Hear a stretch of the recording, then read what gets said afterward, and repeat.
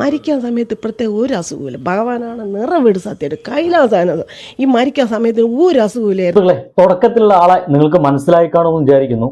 ഗോപൻ സ്വാമിയുടെ ഭാര്യയാണ്. ഇനി ഗോപൻ സ്വാമി എന്നൊക്കെ പറയുന്നത് പലർക്കും ഇഷ്ടമല്ല, അതെനിക്ക് എല്ലാം പോലെ അറിയാം. പക്ഷേ ഇത് പെട്ടെന്ന് കാര്യങ്ങളൊക്കെ എല്ലാം വളരെ പെട്ടെന്ന് എല്ലാവർക്കും മനസ്സിലാവാൻ വേണ്ടി മാത്രമാണ് ഇങ്ങനെ ഗോപൻ സ്വാമി എന്നൊക്കെ പറയുന്നത് കേട്ടോ. എന്തായാലും അദ്ദേഹത്തെ അല്ലെങ്കിൽ ഗോപൻ എന്നോ അല്ലെങ്കിൽ ഗോപൻ ചേട്ടൻ എന്നോ അല്ലെങ്കിൽ മണിയൻ എന്നോ നമുക്ക് വിളിക്കാവുന്നതാണ്. സംഗതി അവിടെ കെടുക്കട്ടെ. ഞാനൊക്കെ ഇപ്പൊ പറഞ്ഞു വന്ന സംഗതി എന്താ വെച്ച് കഴിഞ്ഞാൽ, ഈ ഗോപൻ സ്വാമി മരിക്കുന്ന സമയത്ത് അദ്ദേഹത്തിന് ഷുഗർ ഉണ്ടാകുന്നു, പ്രഷർ ഉണ്ടാകുന്നു, കുറെ അസുഖങ്ങളൊക്കെ ഉണ്ടായിരുന്നൊക്കെ കുറെ വാർത്തകളൊക്കെ കേട്ടിരുന്നു. ആ വീട്ടുകാർ അത് പറഞ്ഞതാണ്. അതിന്റെ ഭാഗമായിട്ട് ഇൻസുലിൻ ഒക്കെ കുത്തിവെച്ചതിന് ശേഷം മാത്രമാണ് സമാധി ആകാൻ വേണ്ടിയിട്ട് ആ മനുഷ്യൻ നടന്നു പോയത്. ചുമ്മാ നടന്നു പോയതല്ല കേട്ടോ, മകൻ നടക്കാൻ വേണ്ടി സഹായിച്ചു, പടി കയറാൻ വേണ്ടിയിട്ട് സഹായിച്ചു എന്നൊക്കെ കേട്ടതാ. പക്ഷെ ഇപ്പൊ കേൾക്കുന്ന വർത്താനം നോക്കി, ഈ അമ്മച്ചി എല്ലാവരും കൊണ്ടുപോയിട്ട് ആകെ കുളമാക്കുന്നു തോന്നിപ്പോകുന്നുണ്ട്. കാരണം ഇതുവരെ കഴിഞ്ഞ ദിവസം വരെ ഞാൻ വീഡിയോ ചെയ്തത് അവരുടെ ഒരു പരിതാപകരമായ ഒരു അവസ്ഥയാണ്. അതിഭീകരമായിട്ടും സത്യസന്ധമായിട്ട് പറയണേ, എനിക്കിപ്പോ അവർ വർത്തമാനം കേൾക്കുന്ന സമയത്ത് കയ്യിൽ എന്തെങ്കിലും ഉണ്ടെങ്കിൽ അവർക്ക് കൊടുത്താലോ എന്നൊക്കെ തോന്നിപ്പോകുന്ന അവസ്ഥയാണ്. പരിതാപകരമായിട്ടുള്ള അവസ്ഥയാണ്. അവിടേക്ക് കുറെ ആളുകളൊക്കെ വരുന്നുണ്ടെന്ന് പറയുന്നുണ്ട്. ഇനി അവരോട് എനിക്ക് പറയാനുള്ളത്, ചുമ്മാ നിങ്ങൾ അവിടെ കറങ്ങിയിട്ട് ഒരു ടൂറിസ്റ്റ് പോലെ കേന്ദ്രം പോലെ അവിടെ കറങ്ങി നടക്കരുത്. കയ്യിൽ എന്തെങ്കിലും ഉണ്ടെങ്കിലൊക്കെ ആ വീട്ടുകാർക്ക് കൊടുത്തു കഴിഞ്ഞാൽ അവരെന്തെങ്കിലുമൊക്കെ അന്നം തിന്ന് ജീവിച്ചു പോകാനൊക്കെ സാധ്യത ഉണ്ട് കേട്ടോ. അങ്ങനത്തെ ഒരു അവസ്ഥയിലേക്കാണ് ഇപ്പൊ അവരൊക്കെ പോയിക്കൊണ്ടിരിക്കുന്നത്. ഈ അമ്മച്ചി പറയുന്നുണ്ട്. എന്തായാലും അസുഖം വന്ന് അല്ലെങ്കിൽ ഷുഗർ പിടിച്ച് അതിന്റെ ഭാഗമായിട്ട് ഇൻസുലിനൊക്കെ കുത്തിവെച്ചിട്ട് ആണ് അദ്ദേഹം ഇതിനൊക്കെ പോയിരുന്നു എന്ന് പറഞ്ഞ നമ്മുടെ മുമ്പിലേക്ക് ഇപ്പോ അതേ ഭാര്യ, ആ ഗോപൻ സ്വാമിയുടെ അതേ ഭാര്യ ഇപ്പോൾ പറയുന്നത് എന്താ വെച്ച് കഴിഞ്ഞാൽ, ഒരസുഖവുമില്ലായിരുന്നു, സമാധി സമാധി സമാധി എന്നൊക്കെ പറഞ്ഞ മാതിരി ഒരസുഖവും ഇല്ലായിരുന്നു, ദൈവമാണ് സത്യം, അല്ലെങ്കിൽ ദൈവം ഞങ്ങളെ കൊന്നുകളയും എന്നൊക്കെ പറഞ്ഞുകൊണ്ടിരിക്കുന്നത്. മുട്ടിന് ഇങ്ങനെ വെവ്വേറെ അഭിപ്രായങ്ങൾ ഇവരിങ്ങനെ പറഞ്ഞുകൊണ്ടിരിക്കുന്നത്. ഇത് എവിടെ പോയി എത്തുമെന്ന് എനിക്കൊരു പിടുത്തമില്ല. എന്തായാലും ഇവർ പറഞ്ഞതും മകൻ പറഞ്ഞതുമായിട്ടുള്ള കുറച്ച് കാര്യങ്ങൾ ഒന്ന് ബന്ധപ്പെടുത്തി പറയാനുള്ള ഒരു ശ്രമം നടത്തുന്നുണ്ട്. ഒന്ന് കേട്ടുനോക്കുക. മരിക്കാൻ സമയത്ത് പ്രത്യേക ഒരു അസുഖമില്ല. ഭഗവാനാണ് നിറവീട് സത്യമായിട്ട് കൈലാസാനത്. ഈ മരിക്കാൻ സമയത്ത് ഒരു അസുഖമില്ലായിരുന്നു.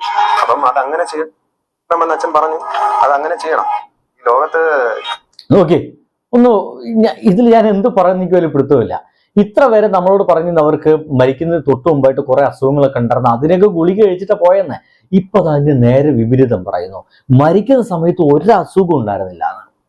ഒരു അസുഖമില്ലാത്ത മനുഷ്യനാണ് അവിടെ പോയിട്ടിരുന്ന് മരിച്ച് അല്ലെങ്കിൽ സമാധിയായതെന്നാണ് ഇപ്പോൾ അമ്മ പറയുന്നത്. ഒരു പക്ഷേ അവരങ്ങനെ പറയുന്നത് മരിക്കുന്ന സമയത്ത് ഒരു സാധാരണ മനുഷ്യനാണെങ്കിൽ മരിക്കുന്നതിന് മുമ്പ് എന്തെങ്കിലും സിംറ്റംസ് കാണിക്കും, മരണത്തിന്റെ എന്തെങ്കിലും അസുഖങ്ങളുടെ ഭാഗമായിട്ടൊക്കെ മരിക്കും.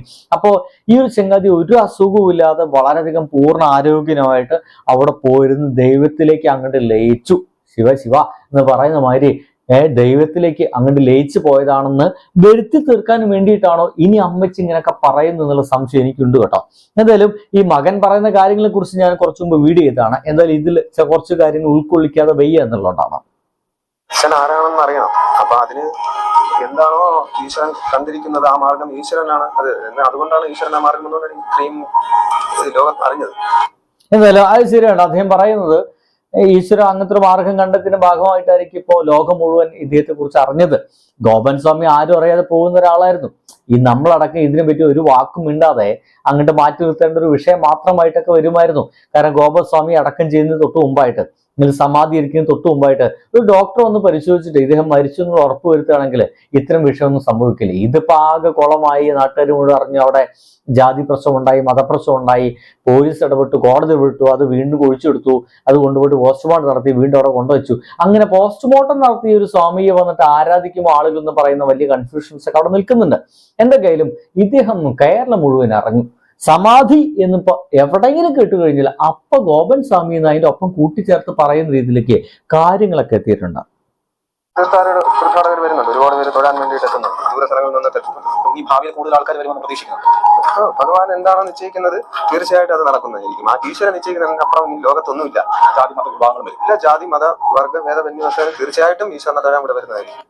എന്തായാലും ഈശ്വരനെ തൊഴാൻ വേണ്ടി വരുന്ന പറയുന്നത്, ഇതുവരെ അദ്ദേഹത്തിന്റെ അച്ഛനെ, അദ്ദേഹത്തിന്റെ പിതാവിനെ അച്ഛനെന്നോ പിതാവെന്നോ അദ്ദേഹത്തെ വിളിക്കാൻ എനിക്ക് താല്പര്യമില്ല. അല്ലെങ്കിൽ ഗോപൻ എന്താ പറയാ, ഗോപൻ അച്ഛനെന്നോ അങ്ങനെ എന്തെങ്കിലും ഒരു പേര് വിളിക്കാന്നുണ്ടല്ലോ, അല്ലെങ്കിൽ മണിയനാശൻ അച്ഛനെന്നോ അങ്ങനത്തെ പേരുകളൊന്നും വിളിക്കാൻ ഈ ഒരു മനുഷ്യന് ഇപ്പൊ താല്പര്യമില്ല. അദ്ദേഹം പറയുന്നത് അദ്ദേഹം ദൈവമായി മാറിയിരിക്കുന്നു.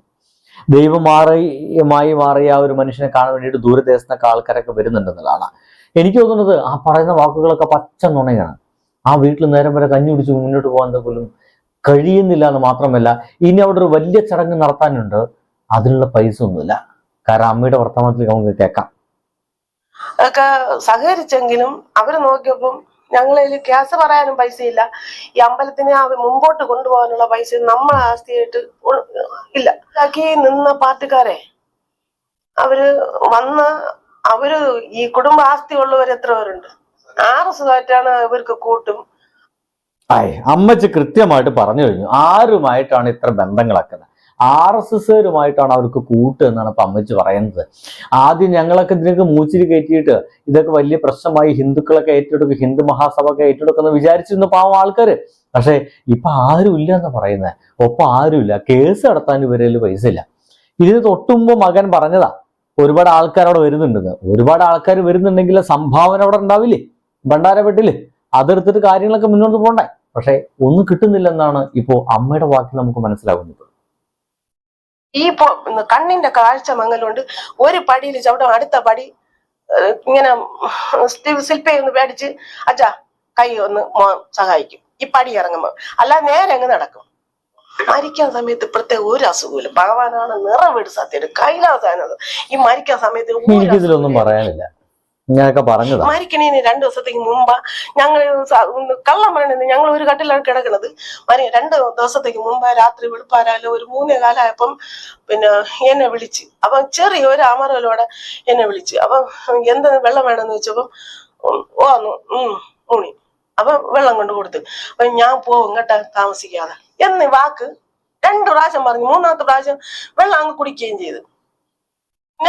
ഇതാണ് ഇപ്പോ ഗോപൻ സ്വാമി ഈ ഭാര്യയോടായിട്ട് ഒരുപക്ഷെ അവസാനമായിട്ട് പറഞ്ഞ വാക്കുകൾ അതാണ്. രാത്രിയിൽ എപ്പോഴും എണീച്ച് വെള്ളത്തിന് ദാഹിച്ചപ്പോഴോ അത് കുടിക്കുന്നിടയ്ക്ക് പറഞ്ഞു അത്രേ, ഞാൻ 2 ദിവസത്തിൽ പോവട്ടെ. ചില ആൾക്കാരൊക്കെ പ്രായം ചെന്ന ആൾക്കാർ അങ്ങനെയൊക്കെ പറഞ്ഞു കേട്ട് നമ്മൾ കേട്ടിട്ടുണ്ട്.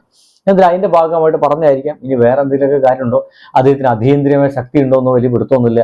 അതൊക്കെ അറിയണമെങ്കിൽ നമുക്ക് പോസ്റ്റ്മോർട്ടം റിപ്പോർട്ട് തരണം. ഈ എപ്പോഴും നിവേദ്യവും പാൽപായസവും കുടിച്ചു ആളിന് ഈ സരസ്വതി ഹോസ്പിറ്റലിൽ വന്നപ്പം അവര് ഷുഗറുണ്ട്, BP ഉണ്ട് എന്നൊക്കെ പറഞ്ഞു. അപ്പൊ അതിനാ അവര് പറഞ്ഞ് പ്രായം ഇത്രയായി, BP-യുടെ ഗുളികയും ഷുഗറിന്റെ ഇനിച്ചിലാണ് വയ്ക്കണം. ഇത് നിങ്ങൾ മുടങ്ങാൻ കൊടുക്കണം. പേപ്പർ വേണമെങ്കിൽ ഞാൻ ഇപ്പൊ എടുത്തു തരാം. ഗുളിക കഴിച്ചു, ഇൻസുലിൻ വച്ചു. പിന്നെ ഈ കഞ്ഞി രാവിലെ ചായ കൊടുത്തു. 2ാമത് പാല് കാച്ചി കൊടുത്തു. അത് കുറച്ച് കുടിച്ചു. അവർക്ക് കടുപ്പത്തിൽ നല്ല പഞ്ചാരിട്ട് ഒരു ഗ്ലാസ് തേയില വേണം. ഈ പൂജയും കഴിഞ്ഞിട്ട് വന്ന് ഈ തേയില കുടിച്ച് കുറച്ച് കഴിഞ്ഞപ്പോൾ ഈ കഞ്ഞിയും കുടിച്ചിട്ടാണോ അച്ഛനും മോനും കൂടെ ഇറങ്ങി. എങ്ങനെയുണ്ട് ഇതുവരെ പറഞ്ഞത് ഒരു അസുഖവും ഇല്ലാതെ പിന്നെ എന്തിനാ ഈ ഗുളികയൊക്കെ കഴിച്ചേ? എനിക്കൊന്ന് ഇവർക്ക് എന്തൊക്കെയോ പ്രശ്നമുണ്ട്. ഇവർ പറയുന്ന വാക്കുകളൊക്കെ ഭയങ്കര പ്രശ്നങ്ങളുണ്ട്.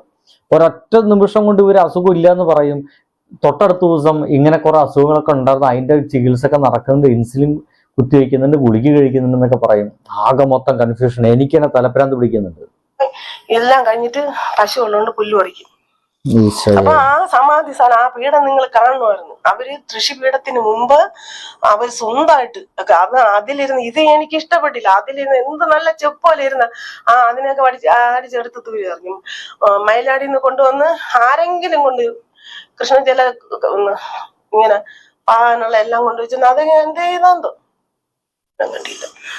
ഓം നമശിവായ. കൈലാസാനാണ് ഞാൻ ഉള്ള സത്യമാണ് പറഞ്ഞത്. ദൈവത്തിന്റെ മുമ്പ് നമുക്ക് കള്ളം പറഞ്ഞുകൂടാ. പറഞ്ഞ നമ്മളെ ദൈവം കൊന്നുകളയും. പ്രതിനിധി കുറെ നേരം അവിടെ ചെലവഴിച്ചു, ആരെയും കണ്ടില്ല. അപ്പോ വരുമായിരിക്കും എന്നുള്ള പ്രതീക്ഷയിലാണ് ആ കുടുംബം ഉള്ളത്.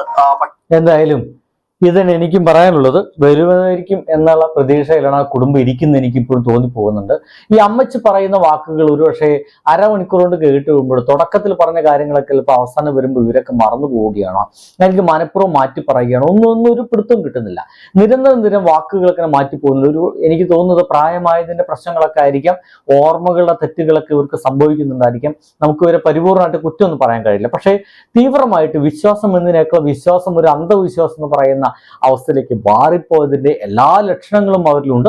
അതുതന്നെയായിരിക്കാം അവർക്ക് ഇത്രയ്ക്ക് ആഡൻ്റായിട്ട് ഒരുപക്ഷെ കേരളത്തിൽ സംഭവിക്കുക പോലും ചെയ്യാത്ത സാധ്യതയില്ലാത്തൊരു കാര്യം നമ്മൾ കേൾക്കേണ്ടി വന്നതും അതിന് പിന്നാലെ ഒരു അന്വേഷണമായിട്ട് നമുക്കൊക്കെ ഇറങ്ങേണ്ടി വന്നതും. എന്തൊക്കെയായാലും എനിക്ക് തോന്നുന്നത് ഇവർ പ്രതീക്ഷിക്കുന്ന പോലെ ഒരുപക്ഷെ ഒരു വിദൂര ഭാവിയിലെങ്കിലും ആൾക്കാരൊക്കെ വന്നേക്കാം. പക്ഷേ ആ വിദൂര ഭാവിയിൽ വരുന്ന ഒരു വലിയ സംഗതിക്ക് വേണ്ടിയിട്ട് എത്ര കാലം ഇവരിങ്ങനെ ജീവിക്കുമെന്നുള്ളതാണ്. കാരണം ഇപ്പൊ തന്നെ അവർക്ക് നേരം പോലെ ഭക്ഷണം കഴിക്കാനും മറ്റൊക്കെ വലിയ പ്രയാസമാണ്. ഇനി എന്തൊരു വലിയ ഫംഗ്ഷൻ നടത്താനുണ്ട്, അതിന് കുറെ പൈസ വേണം. ആകെ 3 പശുക്കളിൽ നിന്ന് 2 പശുവിനെ വിറ്റ് കളഞ്ഞു, ഇനി ഒരു പശു കൂടിയുള്ളൂ. അതിനെ കറന്നിട്ട് അതിന്റെ പാല് ആട്ടർ കൊടുത്തിട്ടാണ് ഇവർ ജീവിതം മുന്നോട്ട് പോകുന്നതിനെ അവരും അറിയാതെ പറയാതെ പറഞ്ഞു പോകുന്നുണ്ട്. ഇങ്ങനെയൊക്കെയുള്ള ഈ ആളുകളെ ആരെങ്കിലും സഹായിക്കണ്ടേ? അറ്റ്ലീസ്റ്റ് ഇതിനൊക്കെ ഈ ഒരു വലിയ മഹാസമാധി എന്ന് പറയുന്ന സംഭവത്തിലേക്കെല്ലാം തള്ളിവിട്ട ആളുകളൊക്കെ ഇതിന് പുറകിലുണ്ട്. അവരൊക്കെ എവിടെ? ഇത് അമ്മ തന്നെ പറയുന്നു, അവരൊക്കെ അതിലുണ്ടായിരുന്നു, ഇപ്പൊ ആരെയും കാണാനില്ല. ഇതൊക്കെയാണ് പല വിശ്വാസി ഭ്രാന്തന്മാരുടെയും ഒരു അവസ്ഥകൾ. ബബായ്.